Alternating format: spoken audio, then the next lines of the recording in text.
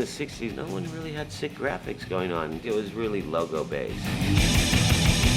But then you have Wes. The only art I ever saw on boards was the art that Wes Humpson was doing back in the early 70s. To us, writing a board without any drawing on it, it didn't have as much soul. The board didn't feel as live. After you see a Wes Humpson skateboard with graphics on the bottom, how could you go back to a plain skateboard? When we're skating pools, there was like a 1 second when your board would flash over the top. It always had to have that shocker. When it flashed, you would remember it. You'd go like, whoa, what the fuck was that?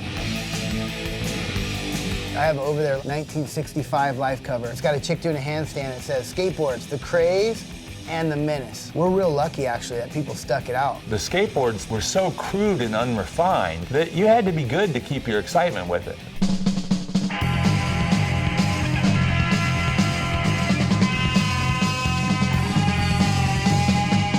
Pro skateboarders used to have graphic themes or concepts. It was like very conceptual. It was almost like their logo was their graphic. Schmidt Sticks existed in the history of the company 7 or 8 years of making boards. There might have been 35 or 40 graphics at the most. That was it. The idea started of doing new graphics every few months for the riders instead of having a graphic for a year or 2 years. You saw the focus of the company's change, and the graphics were based more on the company than the individual, the rider. It didn't identify any skater with a graphic anymore. In my mind, the art on a skateboard is supposed to fully represent that dude, to give him added touch of who he is and what he's about.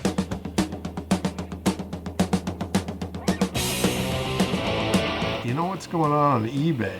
You know what those boards are worth? They're like 200, 500, 700, 800, 2,000, 3,000, 4,000. I had this up at that skateboard auction. I was asking $10,000. It went up to $9,000. I wanted to say sold, but then I looked at the board and I said, no way. If someone doesn't give me 10,000 bucks for it, I'm gonna keep it. $2,000 or $3,000 for my board is a bargain. That should be going for about 10 or 15. I'm not gonna pay that much for it, man. It's like, it's here and it's here. It's, no. I don't like the idea of, boards selling for $2,000, $2,500 bucks and ending up in somebody's garage. That's just weird. Maybe the stuff is worthless. And the last few years we just kind of overpaid for it. At the end of the day, you're like, I need a skateboard. And that's what it is. I need to go skate. Much more important than I need to cherish some whatever. I'm way more into the idea of having pieces of the graphic on a curb or a ledge somewhere than hanging in someone's house. I think it becomes more art once it's skated. Something about like just a thrash board and then going on the wall seems like it's got more behind it. There's this whole underground art world that's evolved out of skateboard art. I just think of artists. You're either an artist or you're not. Are any of us legitimate in the art world? Not until people want it. What if one of us had like a Basquiat or something? Like, what? I think it's going to be the same thing in another, whatever, 20, 30 years.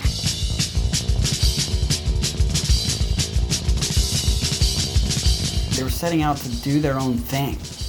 Whether it became a movement or not, they were doing their own thing, and they were going to do it their way. The fact that someone would say, I like the style of his art. I've been seeing his skateboards for years. It has way more dimension when they're involved in the skateboarding world.